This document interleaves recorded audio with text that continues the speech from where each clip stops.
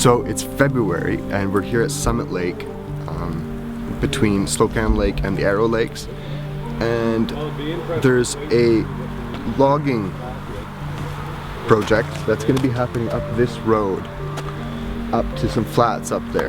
Now there is a species which is the western toad, and there are some local citizens and societies that have stepped up and told the logging companies that they disagree with this logging permit to go ahead here, simply for the fact that they have a highway to contend with, and the ministry is already investing so much money into protecting these toads that coming in here and logging their natural habitat on the slopes where they are either going to hibernate or live is really naive thinking and not very conservationally minded. An amphibian that we know its population is tenuous. It's even recognized under the Federal Species at Risk Act. So it's a species of concern there across Canada. So again, let's put aside the economics and consider the animal. We failed to do this with our mountain caribou, and we started a protection plan under the Species at Risk Act back in 2007 and set aside habitat, but it was already too late. We had logged too much of their habitat.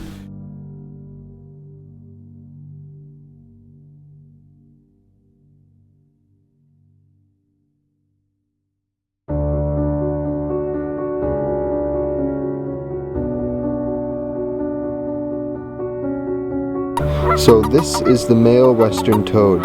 You can see that this one is green. Right now he's a little bit scared, so he's calling out. The front arms are designed to clinch onto the female, and you can see that he's holding on there. That's an extraordinarily strong grip that he has. You can see his skin is getting awfully leathery now. Oh, he's peeing on me.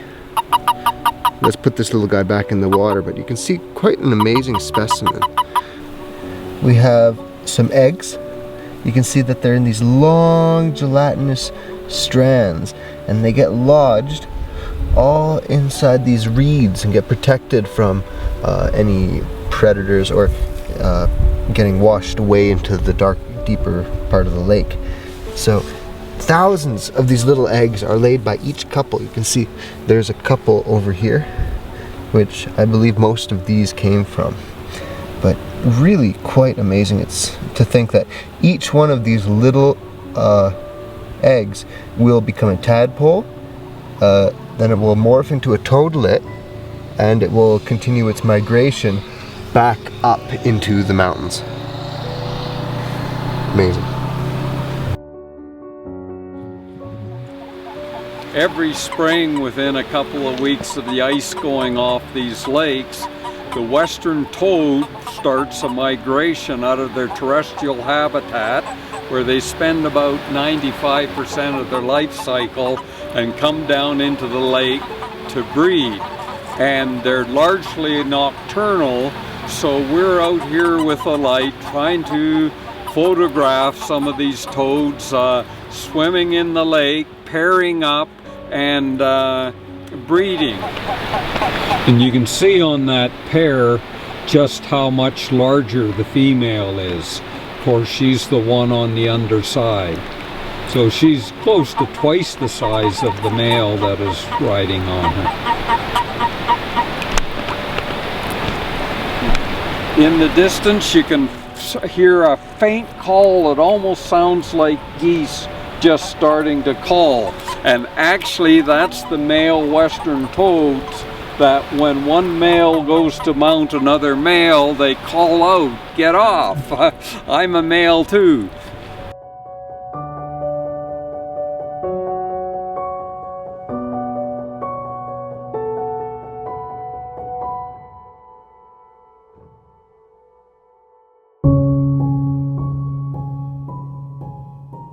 So once the adults have come down, gone through their mating ritual, and their eggs were now sort of woven into that emergent vegetation, then they'll make that second migration. The adults will head back up to their forest dwellings.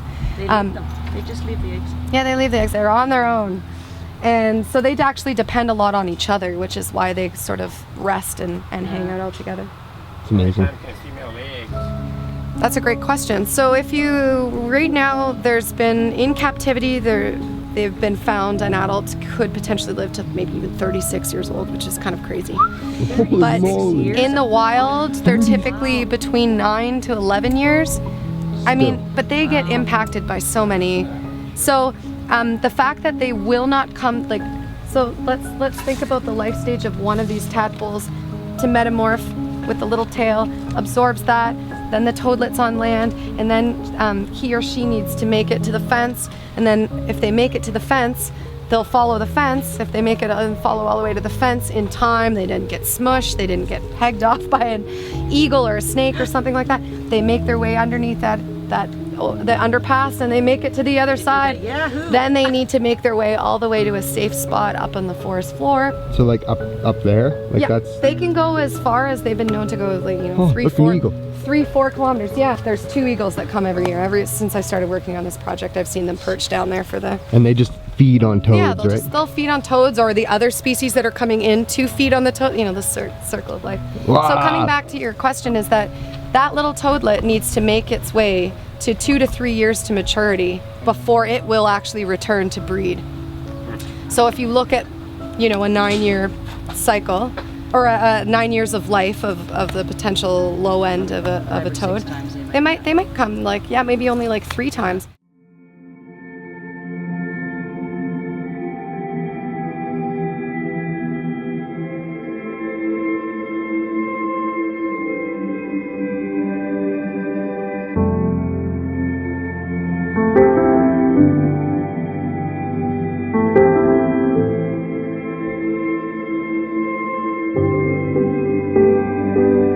It's August the 5th, a gorgeous day in the summertime.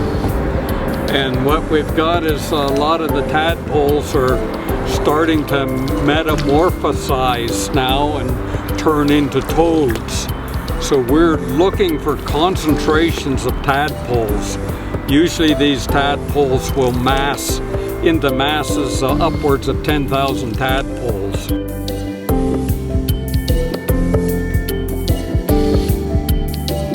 But when they all mass against the shore, these toadlets emerge and they'll be clumped on the shore. So we've, in past weeks, have waded as much of the shoreline as we can in high use areas, just tracking tadpole concentrations. But there's a lot of places we couldn't get to, so today we brought the canoe out and we've basically circumnavigated the entire lake looking for concentrations.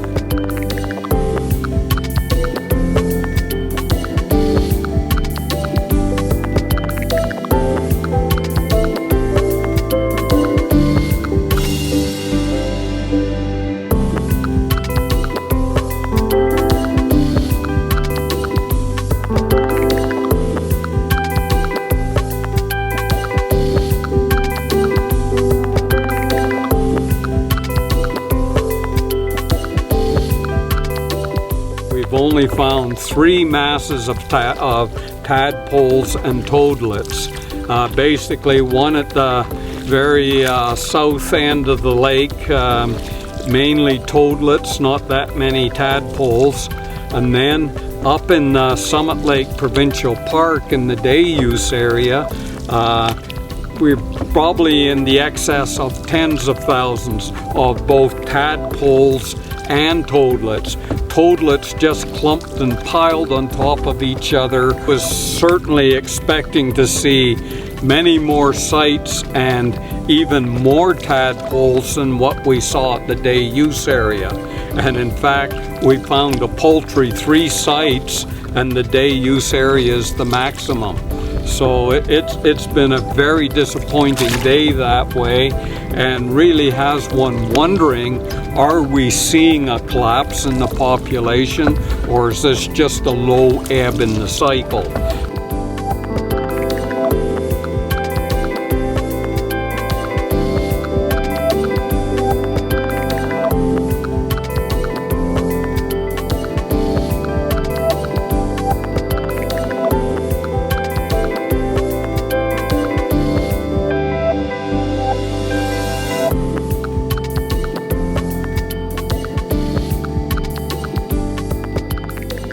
with the kind of mortalities, highway deaths, and everything that we're seeing, it is logical that this population has to start crashing.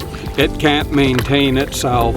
We've seen too many dead toads on the highway this spring, and that's got to have an effect on this lake.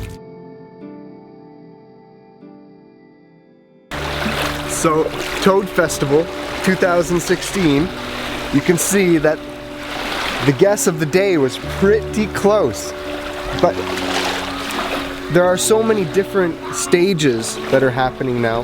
There are some small toadlets that are actually starting to crawl out of the water, and although we had some crazy rainstorms here and even some hail, the toads have been really on the go. They're starting their migration now. So thankfully we've been having lots of guests that came out even in the hail shower, and they've been doing their duty by moving them across the road. They're picking them off the beach, you know, trying to save the ones that they can, because there are many that are dying. But all these little guys are going to be next year's generation. 1% survive, and all the local community is helping to save these little guys.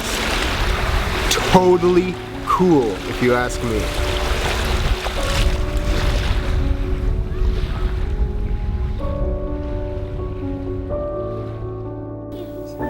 Sebastian, what do you got there? What do you got? Toads. Toads? Ah! Is that why you guys are here, to get some pictures of these guys? Yeah. Cool. They're so cute.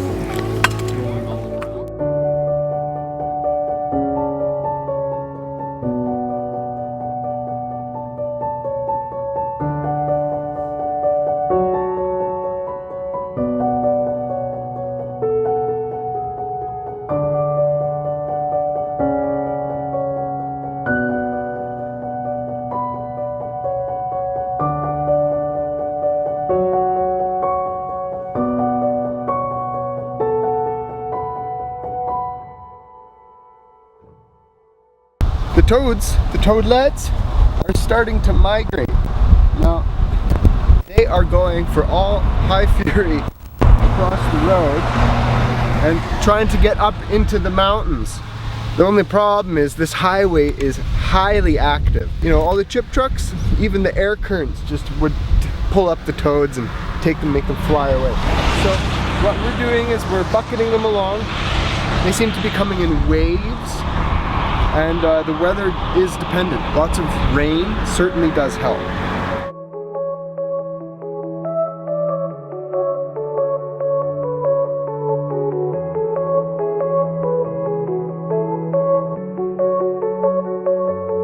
This rain has certainly spurred them to moving. We've been out here for an hour now. We've probably moved in the thousands of toads just off the highway.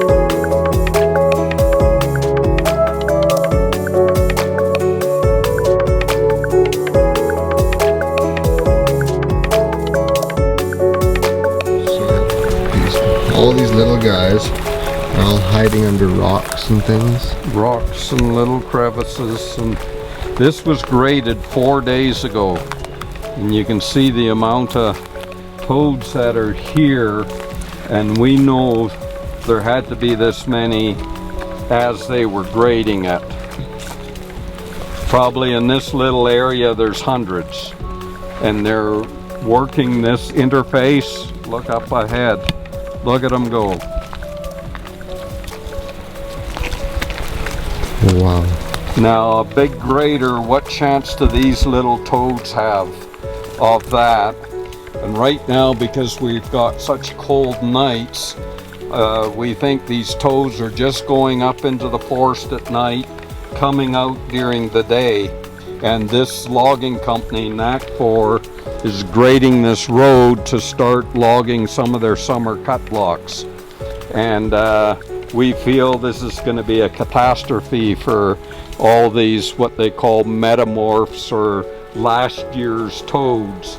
And this, we're in the middle of May now, and these are last year's toads. They have migrated roughly 1 kilometer from the lake.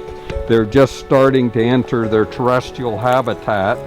On Friday, we walked this road for 2 kilometers, and we're finding toads all the way along this road. So they're moving well up into the forest. And how are we gonna save mortalities when they start hauling logs, running in with contractors' equipment? You can hardly see these fellas when you're in a vehicle on the road. They're just tiny.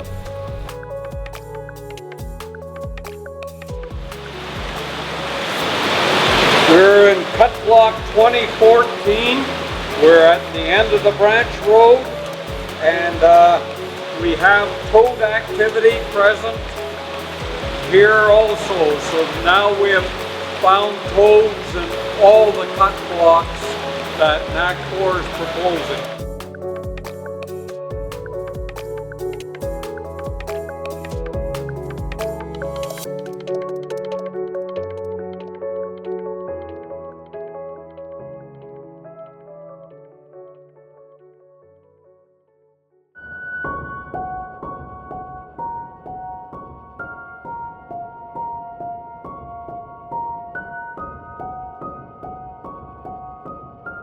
We're standing here in the Duncan Reservoir, and of course you're seeing hundreds if not thousands of hectares of habitat destruction that we can't do anything about. This is why Summit Lake's so important. We have relatively a small area of forested habitat that can easily be set aside without major impacts on forestry, communities, or employments. You can operate elsewhere in the forest license area, in the operational forest, and set aside that very small part of the forest for the toad habitat. You can have both, which will actually help the economy in a forestry perspective as well as a tourism perspective, because there are a great number of people that are coming to Summit Lake to witness this toad migration and help the toads across the highway. And it's been a really educational tool for people and children to see this wonderful works of nature. The other part of Summit Lake is the highway, and of course there's massive roadkills, but over time, as we study key crossing areas, that can be mitigated. But this we cannot mitigate. We're stuck with this, and this has impacted these species immensely.